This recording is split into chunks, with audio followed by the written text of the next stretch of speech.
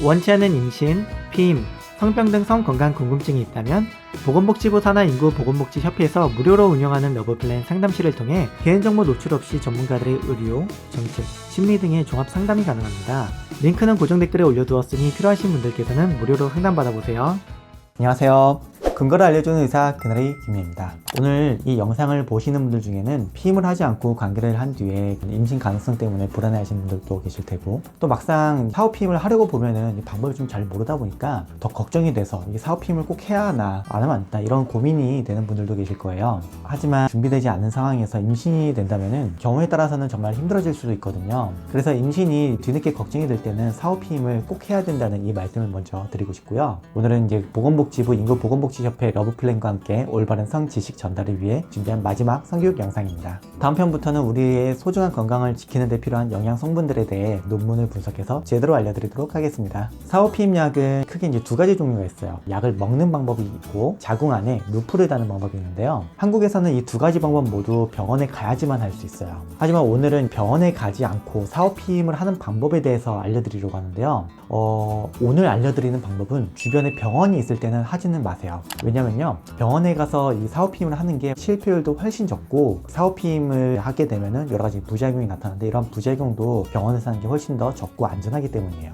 그러니까 오늘 알려드리는 방법은, 예를 들면은 주변에 병원이 없을 때, 섬에 놀러 갔다가 배가 끊겨서 나오지 못할 때나 해외에 놀러 갔다가 병원을 갈 수 없을 때, 이런 상황에서 정말 사후 피임이 급할 때 이런 상황에서 해주셨으면 해요. 참고로 이 사후 피임 약은 공식적으로는 응급 피임 약이라고 부르는데요. 그런데 응급 피임 약이라고 하면 잘 모르시는 분들도 많고, 영상을 중간부터 보시는 분들도 계시잖아요. 그래서 제가 이해를 위해서 사후 피임 약이라는 단어로 지칭하는 점 참고 부탁드릴게요. 공부 없인 색을 말고, 색을 하고 싶다면 즉시 공부하라. 노공도색 색즉시공. 사후 피임 알아보러 가자.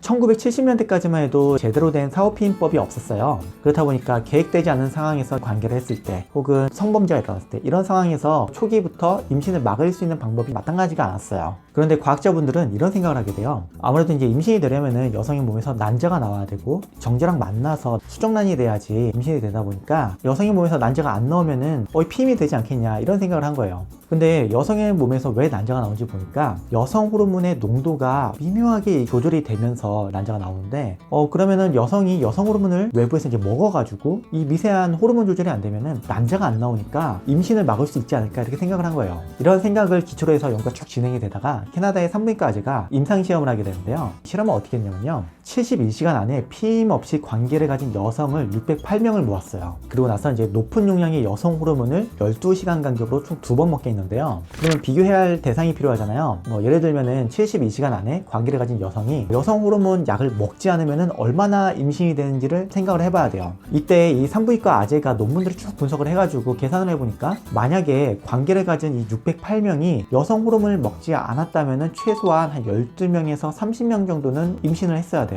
그런데 여성 호르몬을 먹었더니 단 한 명만이 임신을 한 결과가 나왔어요. 대단한 발견이죠. 이렇게 여성 호르몬을 먹어서 사후 피임을 하는 방법이 최초로 만들어졌는데요. 당시에 연구를 주도한 아재의 이름이 이제 유주페였는데, 이 아재의 이름을 따서 이 방법을 유주페 피임법이라고 해요. 이 유주페 피임법은 전 세계적으로 쭉 퍼져나가서 2000년대까지도 많이 사용이 됐는데요. 물론 요즘에는 이 유주페 방법을 많이 사용하진 않아요. 왜냐면은 요즘 나오는 사후 피임 약들은 효과도 훨씬 좋고 부작용도 훨씬 적기 때문이에요. 하지만 제가 오늘 이 유주페 피임법을 소개해드리는 이유는, 이 유주페 피임법은 병원에 가지 않고 약국에서 살 수 있는 이 약을 가지고도 할 수 있어요.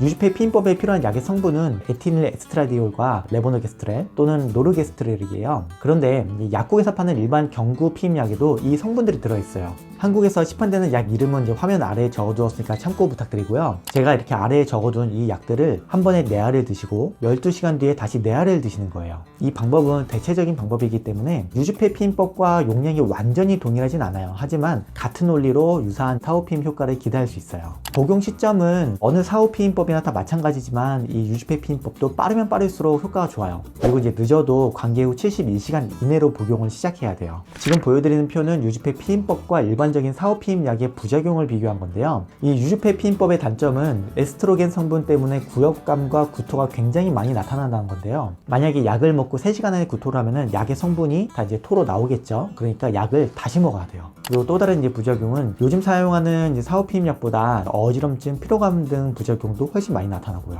효과 측면을 보면요, 사오피임약을 먹고 피임에 실패한 여성의 수를 연구해 보니까 요즘에 사용하는 피임약과 비교해서 이 유주페 피임법은 사오피임에 실패할 가능성이 거의 한 2배 가까이 높은 정도가 나왔어요. 그러니까 유주페 피임법은 그만큼 사오피임 효과가 떨어진다는 것이에요.